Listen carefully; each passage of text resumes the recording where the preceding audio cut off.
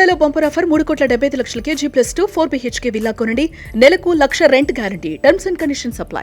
నమస్తే, నేను విజయ్. సో అహ్మదాబాద్లో జరగబోతున్నటువంటి T20 world cup final match కోసం యావత్ భారతదేశం అంతా కూడా దాదాపుగా 100 కోట్ల మంది భారతీయులందరూ కూడా ఈ మ్యాచ్ కోసం ఎదురు చూస్తున్నారు. నిజంగా మన విన్నింగ్ ఛాన్సెస్ ఎంతవరకు ఉన్నాయి?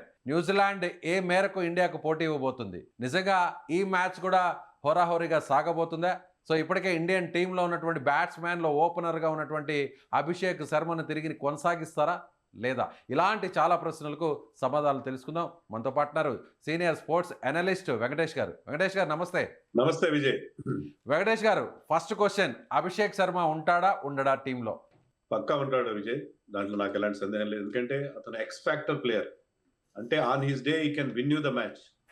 అంటే ఇలాంటి ఫైనల్ లాంటి చోట్ల అతను కనుక బ్యాట్ జుడిపిస్తే అది మనకి ఒక విన్నింగ్ ఫ్యాక్టర్ అవుతుంది. సో ఇప్పటివరకు అది సరిగా ఆడలేదని మీరు అనొచ్చు, కానీ మీకు ఒకసారి గుర్తు చేసుకోండి, లాస్ట్ టైం మీరు 2024 వరల్డ్ కప్ గుర్తు చేసుకున్నారు. అప్పుడు కూడా విరాట్ కోహ్లీ ఫైనల్ వరకు కనీసం 50 కూడా చేయలేదు, కంటిన్యూస్ గా ఫెయిల్ అయ్యాడు. 2 డక్అవుట్స్ ఉన్నాయి అతను కూడా.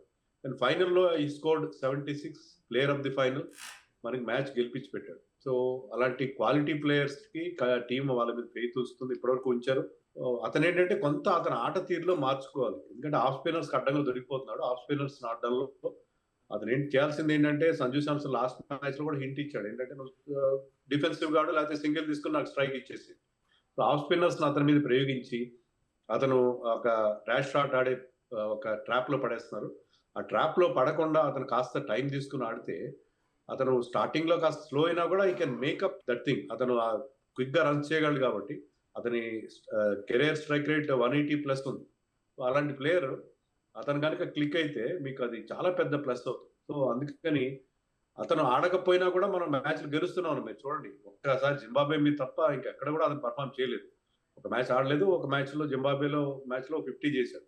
అది మినా ఎప్పుడు ఫెయిల్ కాలేదు. కానీ కూడా మిగతా వాళ్ళు కవర్ చేస్తున్నారు. కానీ అతను కనుక రైట్ టైంలో క్లిక్ అయితే, ఫైనల్లో విరాట్ కోహ్లీ ఎలా అయితే లాస్ట్ ఫైనల్లో క్లిక్ అయ్యాడు, క్లిక్ అయితే నథింగ్ లైక్ ఇట్, అది మనకి మ్యాచ్ గెలిపించి పెట్టే పరిస్థితి ఉంటుంది. సో అందుకని రింకు సింగ్ ఆడించి కొంచెం డిఫెన్సివ్ వెళ్ళే బదులు అభిషేక్ శర్మతోనే వెళ్ళి అతని నుంచి ఒక మంచి ఇన్నింగ్స్, ఒక మ్యాచ్ విన్నింగ్ ఇన్నింగ్స్ వస్తాయని చెప్పి మన టీం ఎక్స్పెక్ట్ చేస్తారు. ఆ గ్యాంబుల్ తీసుకుంటారని చెప్పి నేను అనుకుంటున్నాను. సో తిరిగి సంజు శాంసన్ ఈ మ్యాచ్లో కూడా తన ఫామ్ను కొనసాగించేటువంటి అవకాశం ఉంది. లాస్ట్ 2 మ్యాచెస్ కూడా గెలవడానికి కీ రోల్ ప్లే చేసినటువంటి ప్లేయర్ సంజు. సో ఇప్పుడు సంజు తిరిగి అలాంటి బాధ్యతను ఇక్కడ నిర్వర్తించాల్సిన అవసరం ఉందంటారు?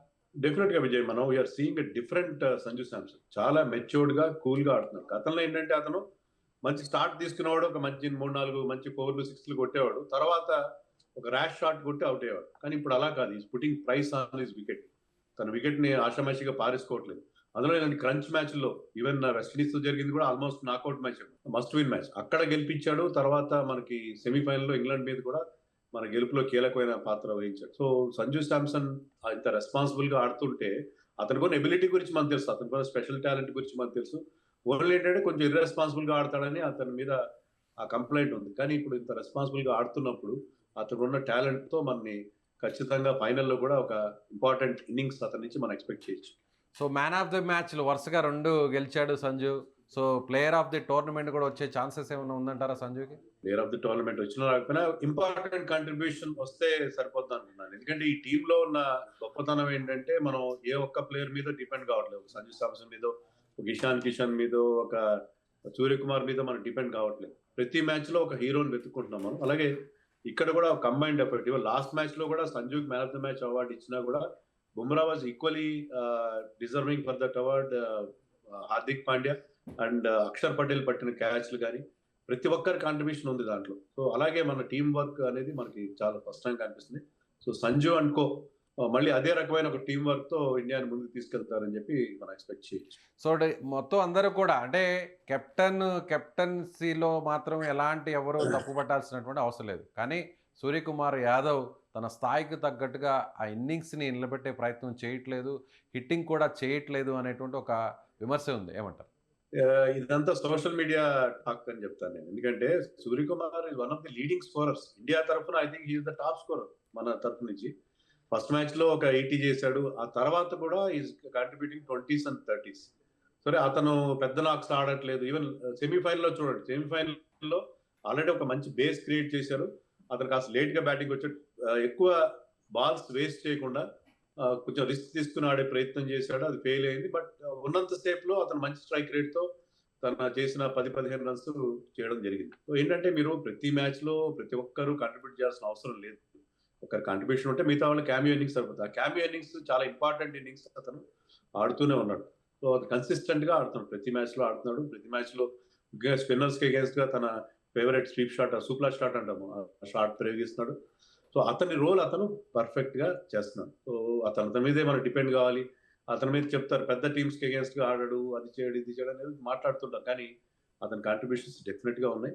సో అతని బ్యాటింగ్ విషయంలో కానీ క్యాప్టెన్సీ విషయంలో కానీ no complaints at. Last match లో కూడా క్యాప్టెన్సీ చూడండి, బుమ్రాకి 17 and 19 ఓవర్స్ ఇవ్వకుండా 16th ఓవర్లో బుమ్రాని తీసుకురావడం, 16 and 18 బుమ్రా వేసిన ఆ 2 ఓవర్లు ఎంత కీలకమైనవి అంటే దానివల్ల మనం బెతల్ స్పీడ్కి అడ్డుకట్టు వేయగలిగాం.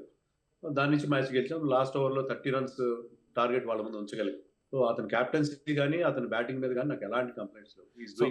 సో మీరు అన్నట్టుగా ఇండియా బ్యాటింగ్ విషయంలో ఎవరికి కూడా పెద్దగా అనుమానాలు లేవు. ఒక అభిషేక్ శర్మతో మినహాయిస్తే సో మిగిలినటువంటి వారందరూ కూడా ఎవరికి తగ్గ పాత్రను వాళ్ళు పోషిస్తున్నారు. సెమీఫైనల్లో కూడా మనం చూసాం. అందరూ కూడా వాళ్ళ స్థాయికి తగ్గట్టుగా మంచి ఇన్నింగ్స్ని నిలబెట్టే ప్రయత్నం చేశారు. భారీ స్కోర్ని కూడా తీసుకొచ్చారు. అయితే ఇప్పుడు బౌలింగ్లోనే మొత్తం అంతా కూడా అందరికి అనేక అనుమానాలు ఉన్నాయి. ఒక్క బుమ్రా తప్ప మిగిలినటువంటి బౌలర్లు అందరూ కూడా తేలిపోతున్నారు. సో కెప్టెన్కి కానీ టీముకి కానీ అనుకున్న టైంలో వికెట్లు తీయడం కానీ లేదంటే స్కోర్ని కంట్రోల్ చేయడంలో కానీ చాలా ఇబ్బంది పడుతున్నారు. కరెక్టే అంటారా? ఇది కూడా దీని మీద కూడా నాకు కొన్ని అభ్యంతరాలు ఉన్నాయి. ఎందుకంటే సరే Bumrah is an exceptional bowler. Gavaskar చెప్పినట్టుగా is once in generation bowler. యుగానికి ఒకటి అంటారా అట్లాంటి బౌలర్. ఏ టీంలో కూడా ఇలాంటి బౌలర్ లేడు. ఎందుకంటే Bumrah can bowl in all 3 phases. మీకు పవర్ ప్లేలో కానీ మిడిల్ ఓవర్స్ లో కానీ డెత్ లో కానీ ఎప్పుడు క్యాప్టెన్ బాల్ ఇచ్చినా కూడా ఈ విల్ ప్రొడ్యూస్ ది రిజల్ట్స్. కానీ బుమ్రాతో పాటు why not Hardik Pandya last match చూడండి, బుమ్రా అండ్ హార్దిక్ పాండ్యా వీళ్ళిద్దరే below 10 run rate. Last match లో అది చాలా దారుణం అనిపించి బౌలర్స్ కి ఎలాంటి హెల్ప్ లేనిపించదు. ప్రతి బౌలర్ కూడా బౌలర్ రన్స్ ఇచ్చారు. కానీ Hardik Pandya economy rate was below 10, Bumrah economy rate was below 10.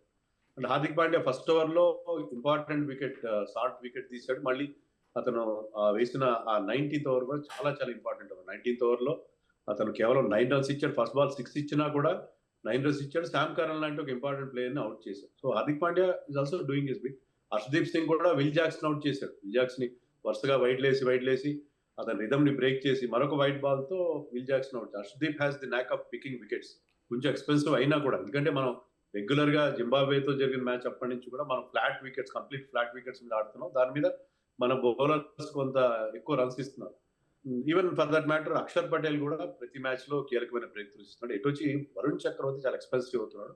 అదొక్కటే ఇండియాకి వరి. ఎందుకంటే వరుణ్ చక్రవర్తి బౌలింగ్ అంటే 4 overs బ్యాంక్ లాంటిది. ఆ ఓవర్స్ లో రన్స్ తక్కువ వస్తాయి, వికెట్లు వస్తాయని మనం ఎక్స్పెక్ట్ చేసాం.